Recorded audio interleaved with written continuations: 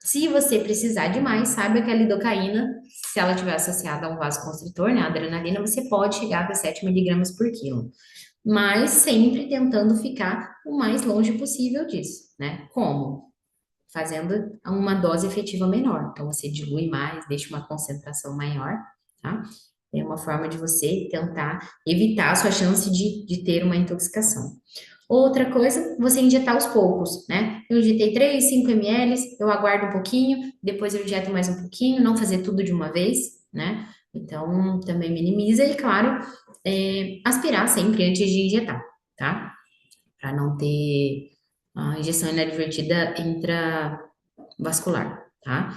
Reconheceu, o ideal é a gente fazer um suporte da via aérea, abrir a via aérea se você tiver. Se você já tiver um kit de intubação, você pode fazer uma intubação precoce. É melhor estubar um paciente que está bem do que você deixar de intubar um paciente, né, nesse início, tá? E o ideal é você fornecer oxigênio para você não piorar, né, a intoxicação. Então, eu entubei, não tem nada para fazer, deixa o oxigênio ali. Existe drogas para a gente fazer específicas? Existe. O que que é? Emulsão lipídica. É uma coisa frequente? Não. É barato, tá? Então, quem usa em larga escala, eu acho que vale você comprar e ter no seu consultório. Você acaba usando uma quantidade grande, então assim, você não usa sempre, mas você vai comprar, vai ficar ali, se você precisar, você usa, vai ser uma vez só e depois você vê de comprar de novo, não precisa ficar também tendo para o ano inteiro, né? Você pode ir comprando aos poucos, mas normalmente faz um bolos aí de 100 ml para paciente adulto, observa, você pode repetir até 2 vezes, tá? Essa emulsão lipídica já é um kitzinho, ele já vem pronto, mas não é rotineiro, tá? Outra coisa, não é frequente, mas é bem grave, a oclusão vascular por ácido hialurônico. Hoje em dia tem se usado muito, né, em N procedimentos, e essa injeção inadvertida intravascular tem uns desfechos bem ruins e bem difíceis da gente conduzir, tá? O estudo mostrou que a complicação mais grave é a perda da visão, e a mais temida, né, seria a perda da visão, por injeção inadvertida dentro da artéria oftalmo-corretiana, tá? O que que acontece? Isso, a gente está falando de injeção intra-arterial, tá? A vascular acontece, até por reabsorção por contiguidade do produto ali, ela acontece com uma maior frequência, mas normalmente são doses pequenas e ela não tende a dar tantas repercussões. A injeção arterial é que tende a dar as maiores repercussões aí, tá? Na necrose tecidual é quando você acomete a zona de maior risco. No trabalho mostrou que é nariz e glabela, né? São artérias maiores.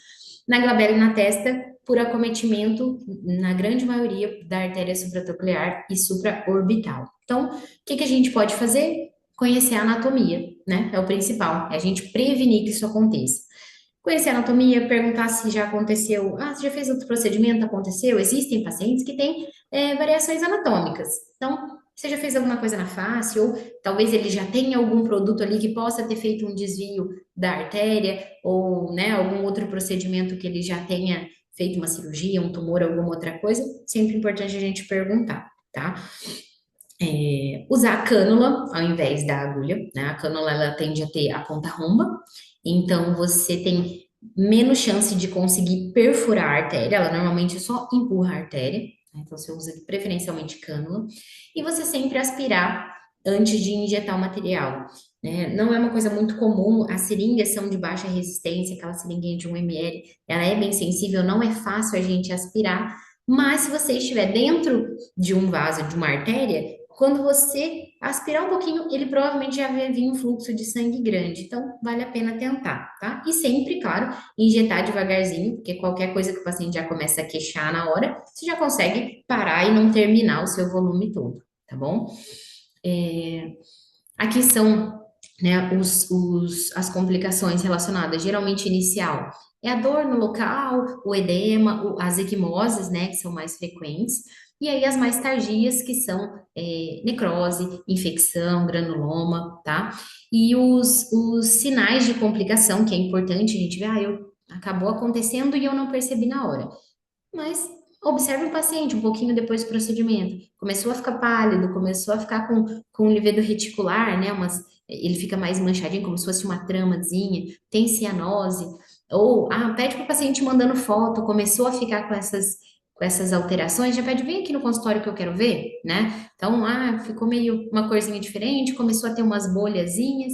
Então, é importante a gente estar sempre dando essa assessoria no pós-operatório de procedimentos, né?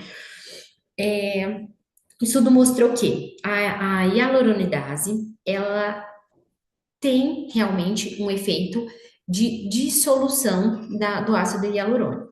Mas também ela gera um aumento da permeabilidade, então ela acaba melhorando a perfusão ali local. Então, não só dissolvendo o ácido, como também melhorando o fluxo de sangue que chega, tá? É um medicamento que tem uma ação imediata, então, quando você fizer, você já tem que estar vendo uma melhora, mas tem uma meia-vida curta, né? Então você talvez tenha que fazer, faz, melhorou um pouquinho, mas depois voltou a piorar, você tem que fazer de novo. Normalmente você usa uma quantidade grande, porque você vai fazendo aos pouquinhos, tá? Não se tem definido ainda uma dose recomendada, né? Uma padronização da dose usual, mas um estudo mostrou que a dose varia aí de 150 a 200 unidades de hialuronidase para cada ml de ácido hialurônico a ser removido. Então, também é um paciente que talvez seja de outro profissional, você não sabe quanto foi feito, você vai ter que ir fazendo ver dose e resposta, tá? Eu não sei quanto que ele acabou injetando, então vou fazendo, vejo se melhorar, não melhorou, faço mais um pouquinho, repete, né? E aí, o ideal, o tratamento precoce, tá? Depois de 24 horas dessa oclusão vascular, você reduz em 50% a sua chance de sucesso na reperfusão desse vaso. Então, paciente no dia seguinte manda foto como que tá. Comecei a achar que tá meio esbranquiçada. Dá uma passadinha aqui, vamos tentar fazer? Importante sempre ter no consultório, tá? Não vou saber falar para vocês assim, tempo de validade, isso aí cada laboratório vai ter o seu. Então é sempre importante a gente ter, porque eu fiz hoje, amanhã o paciente já precisa, vem aqui no consultório que eu já vou resolver, tá bom? Então a recomendação é a dose que ainda não tem uma padronização, mas fala-se sobre altas doses, porque você vai fazendo e avaliando, né?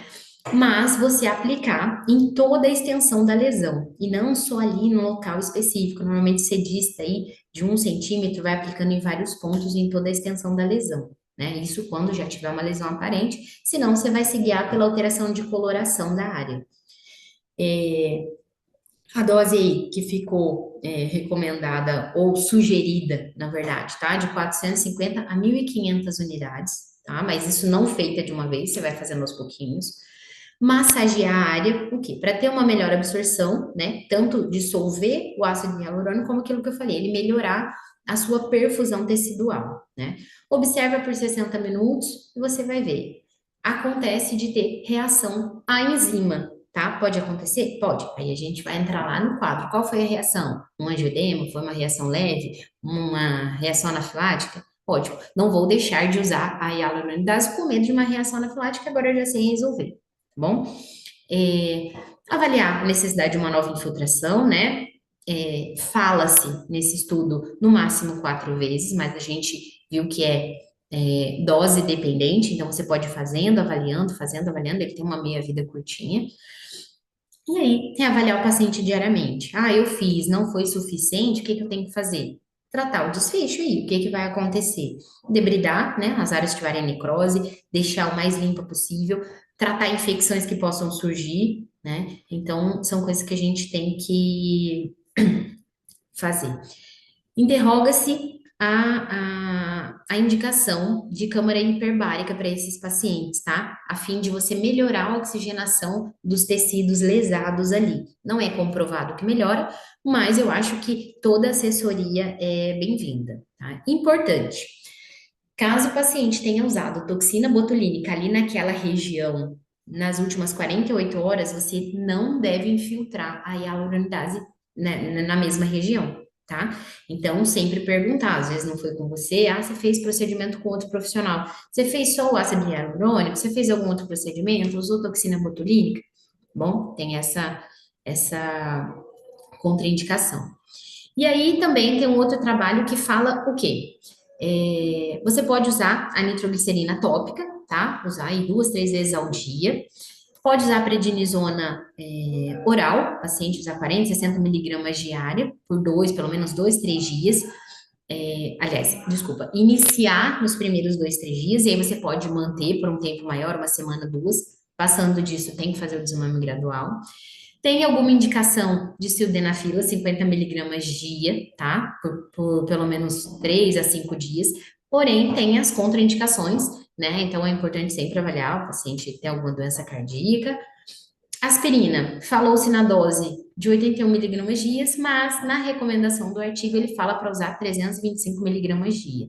Nada tem um guideline ou alguma indicação formal de um grande centro de referência para nos nortear. São coisas mais novas, né? Relativamente novas, mas são algumas coisas que a gente pode fazer a fim de minimizar, tá? Por fim, e não menos importante, é o suporte básico de vida. Independente de qual seja a causa, estou com um paciente que acabou tendo perda da consciência e uma parada cardiorrespiratória, né? O que que a gente tem que fazer? O suporte básico, aquilo até chegar o profissional habilitado, ou a ambulância, né, avançada, para poder auxiliar.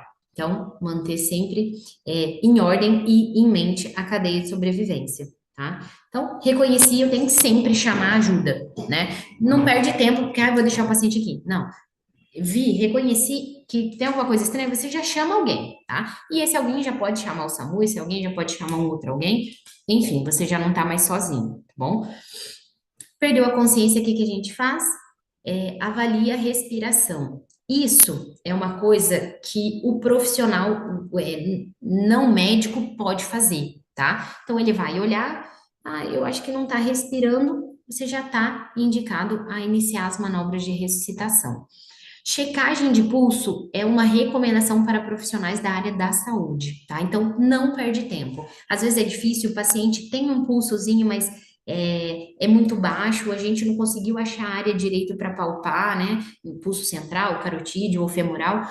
Não perde tempo com isso. É muito melhor a gente reanimar um paciente que talvez não precisasse do que a gente deixar de reanimar um que precisa. Bom, então, com 4 minutinhos aí, a gente já começa a ter um dano cerebral, mostrando que a gente não pode perder tempo de forma alguma, tá? O que que a gente faz? A gente segue a recomendação da American Heart Association, que hoje, né, que nos guia com a diretriz. Qual a orientação? Começar pelas compressões torácicas, tá? Qual é a frequência que a gente usa? Varia de 100 a 120 por minutos, essa é a frequência. A posição, o ideal é que a gente esteja acima da vítima, então, não preciso pôr na maca bonitinha se eu não tenho escada para ficar acima dele. Coloca no chão, né? Coloca alguma coisa, uma superfície rígida, é o ideal, né? Não adianta ser uma maca muito confortável. E aí você vai colocar a região hipotenar um pouco acima do apêndice tifoide, né, no terço terminal ali do externo, e vai começar as compressões não com o cotovelo. Cotovelo sempre esticado, você vai usar o seu tronco para fazer esse peso. Quanto de peso? O suficiente para deprimir de 5 a 6 centímetros da caixa torácica, tá? Então é oscilar um pouquinho. Adianta eu fazer um monte rápido? Não, não adianta. Por quê? Eu preciso que o tórax abaixe e depois suba, para ele fazer uma pressão negativa para o meu coração ter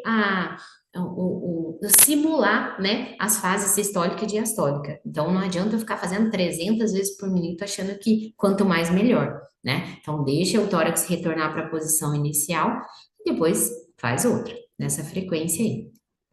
Existem alguns dispositivos que mostram para a gente, né, que se a massagem está sendo efetiva, tanto na frequência quanto na força que você está colocando para deprimir o tórax. E depois que a gente iniciou as compressões, a gente tem que fazer também uma abertura da via aérea. Qualquer reanimador, ele levanta o queixo, o profissional da saúde pode fazer a manobra de elevação mandibular, tá? Então ele eleva, para frente e para cima.